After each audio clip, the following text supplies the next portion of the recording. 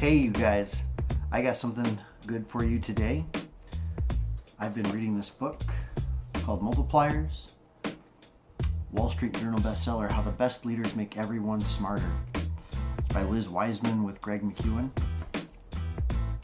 Anyways, I just want to read you a little clip out of this book today.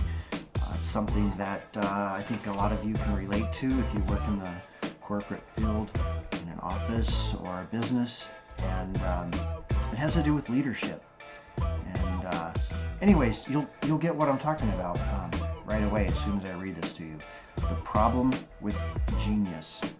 Some leaders seemed to drain intelligence and capability out of the people around them. Their focus on their own intelligence and their resolve to be the smartest person in the room had a diminishing effect on everyone else.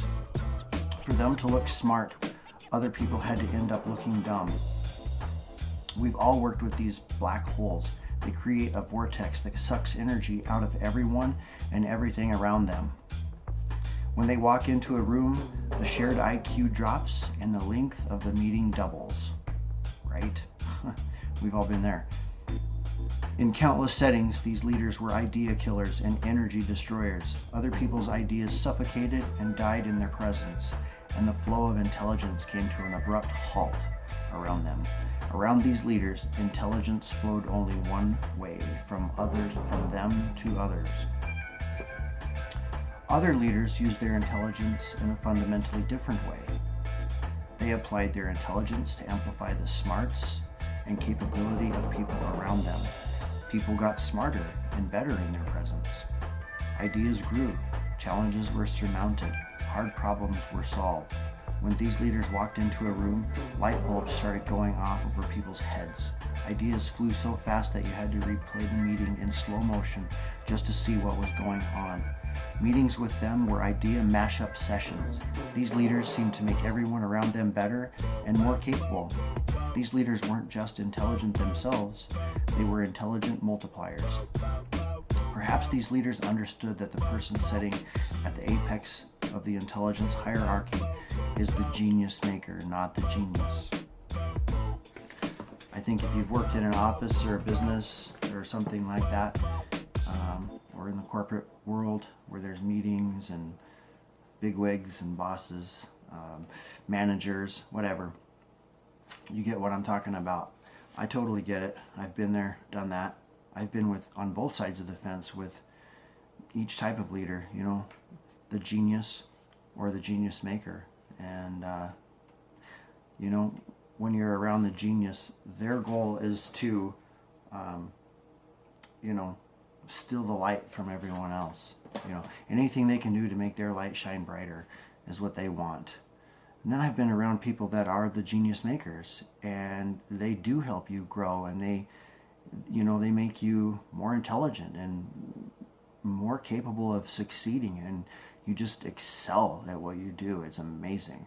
I've had 2 or 3 bosses or managers, and I would call them friends, that were like this, because they are your friend. In the corporate world, when you've got the genius, they're not your friend. They are only there for themselves, and you are just a number. When you're with a genius maker, they actually genuinely care about you as a person, and you can be friends with them, and they can be trusted.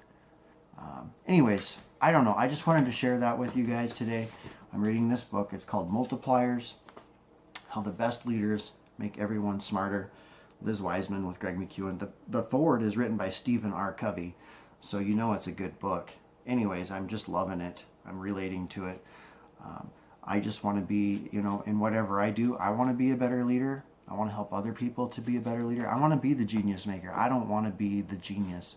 I want to make people feel smarter. I don't want to make people feel stupid around me. I want to make them feel like when they're with me, there's some kind of magnetic attraction that drives them to succeed and do better. That's my goal. I make a lot of videos that are different things, whatever, but I think deep down inside I want to help people and help them succeed and just be somewhat of a personal coach and maybe head that direction with my life. Anyways, if you are a leader right now, or a manager or a boss, I would suggest please go get a copy of this book. You know, don't be the genius, be the genius maker. Come on. You know, I quit my last job because because of a genius. His goal was to make his light shine brighter, and I couldn't stand it. It was killing me. It was driving me nuts. And I had to get out of there. I literally couldn't stand it anymore. And you all know what I'm talking about. So, if for some reason, somehow, you are a boss, a manager, or even just somebody wanting to be a better leader, you know, do everything you can. Learn how to be someone who gives light to other people. Make their day better. I hope this makes your day better. I don't know. I hope you enjoyed this little reading today. Yeah. I'll read a little bit from the front for you too, okay? It says, are you a genius or a genius maker? We've all had experience with two dramatically different types of leaders. The first type drain intelligence, energy, and capability from the ones around them and always need to be the smartest ones in the room. These are the idea killers, the energy sappers, the diminishers of talent and commitment.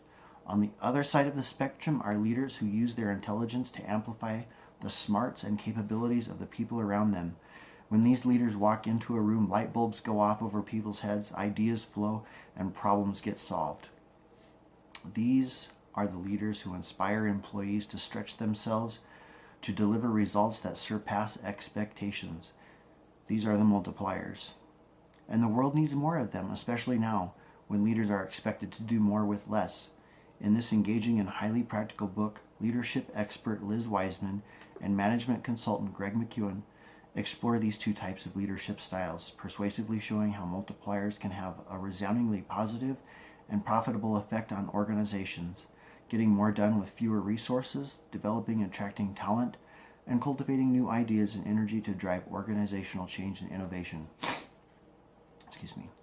In analyzing data from more than 150 leaders, Wiseman and McEwen have identified 5 disciplines that distinguish multipliers from diminishers.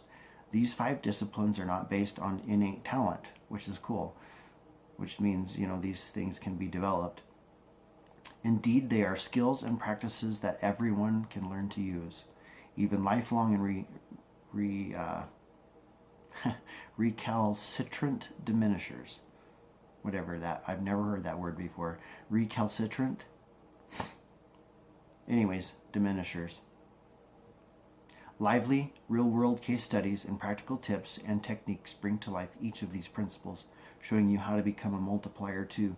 Whether you are new or an experienced manager, just imagine what you could accomplish if you could harness all the energy and intelligence around you. Multipliers will show you how. All right, get a copy of this book. I'll put a link below the video where you can find it. Thanks for watching my video. Give me a thumbs up. Subscribe to my channel if you don't mind. And yeah, show me some love in the comments. All right, peace out. I hope you have a great day. And be a leader, be a multiplier, be a genius maker. Don't be the genius.